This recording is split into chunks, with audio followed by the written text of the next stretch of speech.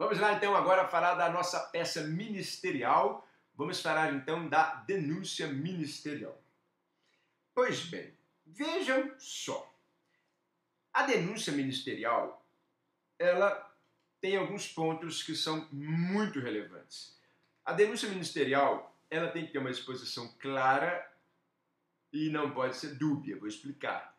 Muito comum ter uma falta de tipificação correta e excesso de informações e dificuldade de expor no plenário. Então vejam só, exposição clara e dubiedade.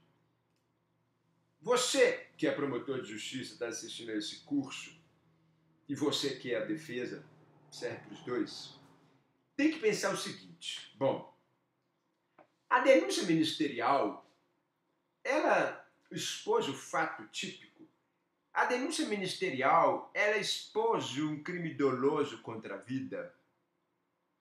Ou ela está ali falando de um crime culposo? Ou de uma lesão corporal seguida de morte, que não tem dolo na morte? Porque é comum, às vezes, o promotor estar escrevendo e ele se perder. Então o promotor tem que ter muito cuidado quando ele for capitular. A exposição tem que ser clara. No dia tal, às tantas horas, no local tal, o acusado efetuou disparos de arma de fogo contra a vítima fulano de tal, que foram as causas suficientes da morte conforme laudo de folhas tal. É isso. Primeiro ponto é esse. O primeiro parágrafo de uma denúncia ministerial do júri é expor que no dia tal, às tantas horas, no local tal, fulano de tal efetuou disparos ou facadas ou fez qualquer outra coisa para matar a vítima tal, conforme laudo de necropsia de folhas tal. Falou que morreu, falou que disparou e falou tudo isso. Aí você está mostrando então que houve um homicídio. No outro parágrafo, atenção, no outro parágrafo, você vai ter que expor agora o fato de forma mais clara.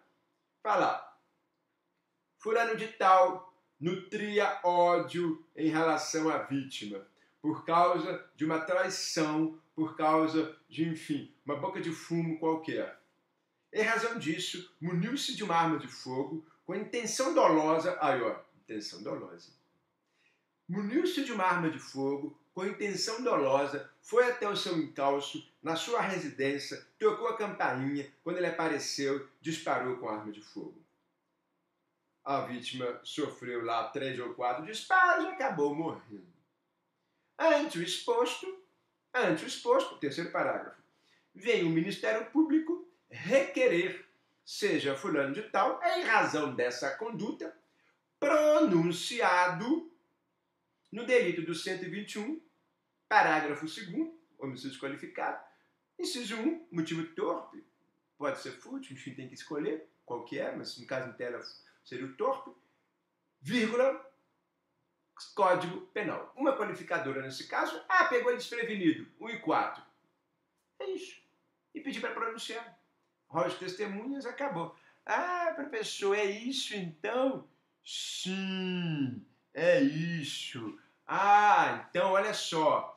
Muitos promotores de justiça, em vez de fazer esses 3 parágrafos, saem escrevendo um tanto de coisa. E aí a defesa pega isso e começa a destrinchar na resposta à acusação, começa a falar que não está claro, começa a falar que a denúncia está prolixa, que ela está inepta, e tem juiz que dá. Tem juiz que nem recebe essa denúncia. Tem juiz que nem recebe esta denúncia. Então, você advogado, e agora a dica vai para você advogado, pode estar diante de uma denúncia que não tem esses 3 parágrafos, que não tenha a capitulação do fato, a exposição, fato concreto, e a conclusão, tipificação penal. E você começa a rebater isso daí. Porque aqui eu estou explicando certo como que se faz uma boa denúncia. Mas de outra feita, um advogado que está assistindo a esse curso e quer se sobressair no júri, pega uma denúncia totalmente contrária, ele vai trabalhar em cima disso.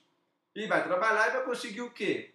Não recebimento de denúncia, lá no júri falar que a denúncia está extremamente prolixa. Então, olha só, vamos de novo. Eu sei que você pode dar pausa e voltar à aula, você pode assistir a aula, não pode ir e voltar. Mas olha só, vamos lá de novo. Tipifiquei o fato, de forma hipotética.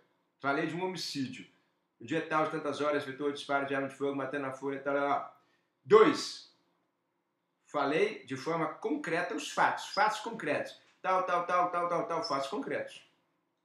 Primeiro, tipificação legal, homicídio, né? Expliquei que é um homicídio. Rápido, sintético. Segundo, fui mais no fato, abri um pouco mais o fato. Terceiro, pedido. Pedido. Esse é o silogismo. Esse é o silogismo. O que é um silogismo? Você tem premissa maior, premissa menor, conclusão. Premissa maior, premissa menor e conclusão. E essa premissa maior, premissa maior, premissa menor e conclusão mostra claramente que você sabe organizar as suas ideias e você sabe, então, fazer pedidos. É isso que tem que fazer. Então, uma denúncia que vem com 5, 6, 7, 8, 10 parágrafos, a não ser que sejam mais qualificadoras, que sejam mais crimes, que tenha crimes conexos, aí vai ter que aumentar mesmo a denúncia. Mas uma denúncia de um homicídio qualificado, um homicídio só ele sozinho, são 3 parágrafos. Rolou rol de testemunhas, dá até assina. Então, uma denúncia que seja clara. Que seja clara e que evite a chamada dubiedade. Que evite a chamada dubiedade. Então, cuidado com isso daí. Ok? Agora, vamos lá. Falta de tipificação correta. Mas só um detalhe aqui, né, pessoal? Para a gente ver essa questão aqui também, mas a dubiedade é quando o promotor ele fica naquela questão de não saber o que ele está fazendo. Isso aqui é meio incomum, né? Ele gera dúvida. Não, denúncia não pode ser gerada dúvida. Por isso que eu falo, quem muito escreve, fala muito, dá bom dia a cavalo, né? É aquela coisa. Muito bem. Falta de tipificação correta. Comum também, o promotor, às vezes, ele não tipificar corretamente, ele não tipificar corretamente o crime de homicídio. Colocar que é um homicídio simples enquanto é qualificado, colocar lá, por exemplo, uma lesão corporal. Vejam, a tipificação no terceiro parágrafo, se ele errou, é o erro material. Agora, a tipificação da premissa maior e da premissa menor, que é o crime de homicídio em abstrato e o fato concreto, isso aqui não dá para errar, não. Essas duas não tem como errar. Se explicou errado a tipificação maior e a tipificação menor, premissa maior e conclusão, aí, pessoal, acabou. Aí não tem jeito. A tipificação tem que ser correta. Então, na hora de descrever o fato, descreva a intenção dolosa. A dica que eu dou é a intenção dolosa. E de outra feita, o advogado que vai pegar a denúncia e está estudando, ele fala assim, opa, calma aí. Ele não explicitou aqui uma intenção dolosa, não falou nada de dolo.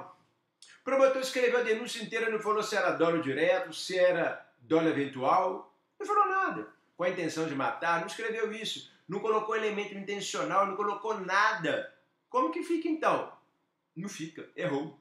Uma denúncia inepta. Então a denúncia tem que descrever o dolo. Dolo, tipificação correta. Você está falando de homicídio, de júri? É dolo. É crime doloso contra a vida. Tem que ter aqui o crime doloso contra a vida. Se não tiver esse crime doloso contra a vida, não tem como comprovar o fato em júri. Ele está descrevendo, por exemplo, uma lesão corporal seguida de morte, uma tentativa. Ele pode estar escrevendo uma lesão corporal, ele pode estar descrevendo aqui um homicídio culposo. Então, se não tiver a tipificação correta no primeiro e no segundo parágrafo, não dá para fazer muita coisa.